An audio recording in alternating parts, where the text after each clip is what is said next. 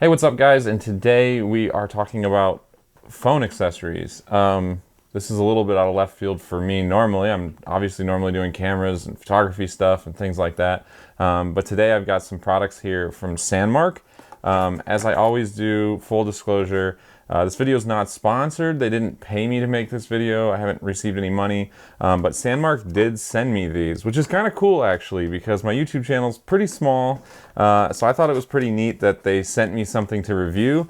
This is the first product I've ever got to review, so I'm kind of excited about that side of it. So I'm gonna unbox these, but I will say it's a little bit of a fake unboxing. I actually opened them right when I got them, and I filmed some clips at a dirt track race, which I'm gonna put in the video. But to start out, this is the actual product. So this is an anamorphic lens for your iPhone or Android or whatever. They have different cases that go on different phones, and then the case lets you mount the lens to it. So this is an anamorphic lens. This one is a 1.55x, and that number is indicating how stretched out your video frame is going to be when you're shooting, because that's what an anamorphic lens does. It basically like squishes the pixels and stretches them out, which you can look up anamorphic lenses all over, so won't go into too much detail there.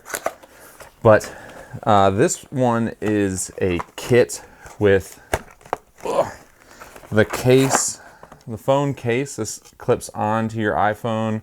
I have an iPhone 12 Pro Max, so that's the case that is in this kit. And then you can also separately buy it, you can buy it all independently, so you could buy a different case. So if you have the kit, you can always go get a case for a different phone if you got a new phone or something like that. So this kit comes with the phone case, a little lens clip, which I think I understand what this is for, but maybe I'm wrong. And then we have the bag in here, which I'm just totally gonna wreck this box. Yeah, so then empty box, but then we have the lens. Little cleaning cloth fell out there, but comes in this nice little soft carrying pouch, and I found this was nice because I was able to keep it in my pocket while I went out to an event. Yeah, so this is the lens. If you're familiar with like other anamorphic clip-ons for drones or phones, it'll look pretty familiar that it has this like square front and it's like bubbled, so it's like, kind of like a convex shape there. Pretty cool. It's not too big. It's kind of like a stack of $50 in the United States, or like, a couple of quarters or something like that. Maybe, 3/4 of an inch thick and about an inch or so around. Good size. And this will mount right into your either, I think it's your wide or your normal or your telephoto lenses on the case, at least for the iPhone 12 Pro Max. So this screws right into there, and then, on your phone, this whole assembly goes together. So this by itself is really cool, obviously, but what makes it even neater is that you can add more accessories. So there's a step-up ring for filters. This is, I think, for other items, but cool that they have this, so I could take a filter and put it right into one of these lens case holes. So if I wanted to use just the normal iPhone, I could, take a filter around with me. So this is the motion filter variable ND for the iPhone.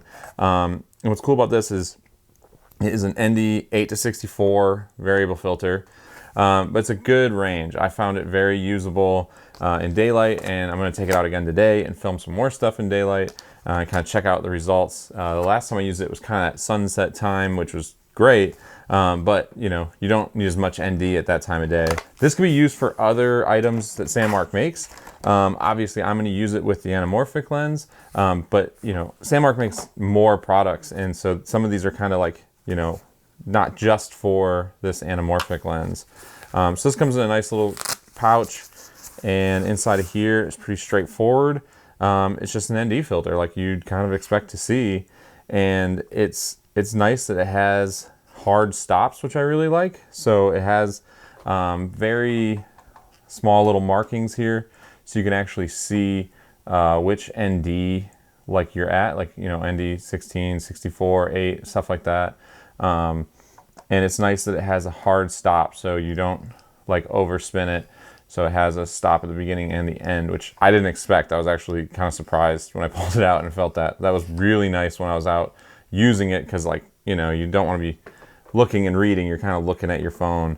But again, this can attach to this step-up filter and be used with the case directly. But of course, we can use it right here with this anamorphic lens. I always like to back thread and then thread in my filters. So if you're not familiar, when you put a filter on, one of the things you can do to break them is cross thread them, which means the threads are kind of overlapping. So whenever I set something on there, I turn it backwards a little bit till I feel it click right there. And then I tighten it up from there. That helps you prevent cross threading, or, you know, basically getting it locked on there and then have to rip it off. But anyways, so now we have the ND with the anamorphic. And at this point, if you're looking at this, it just, you know, if I cover this back element, it just looks like ND. It's kind of hard to tell which way this lens needs to be turned.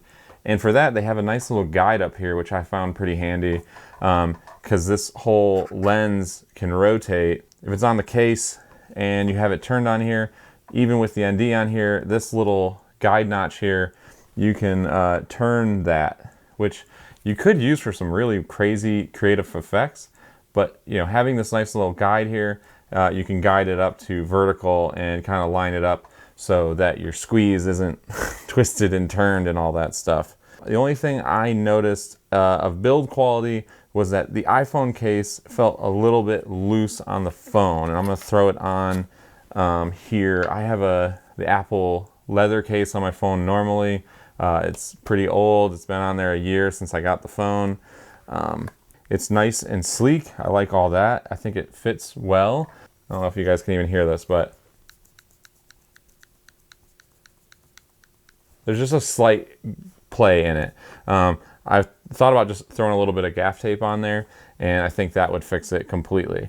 So now I've got my phone case with my lens mounts on there. I can go about my day, and if I wanted to, I could throw this on. And again, it's got access to these two cameras. It doesn't have access to all three, which is kind of nice. So you have the wide and you have the telephoto, and the wide being the normal lens normally. So it's not your wide lens.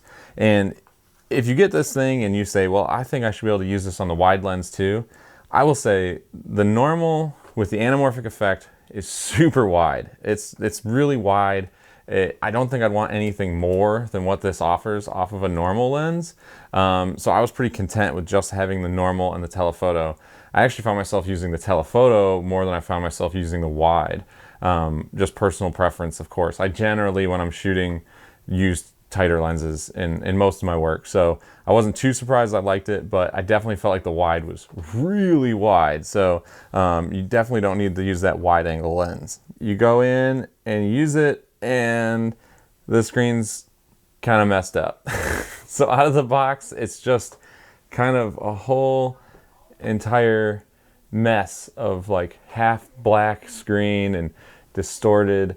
This is obviously a problem. So the first thing you have to do is pick an app that can work with anamorphic lenses, and you obviously want to match that up to the number on the box here. This is the 1.55x. I think the other version's a 1.33x, but you want to make sure you're using the right configuration inside of your phone app. I use Filmic Pro, and it's not cheap. I think it was about 20 bucks for the app, but it has a lot of features. So if you're going to make videos on your phone, you've probably already seen this app and used it before. It was my first time using it, and there was a bit of a learning curve. So how about we go get some lunch? I'm going to try this thing out, get some clips, try to get some outdoor and indoor shots and stuff like that, and we'll get that sweet, sweet anamorphic look going.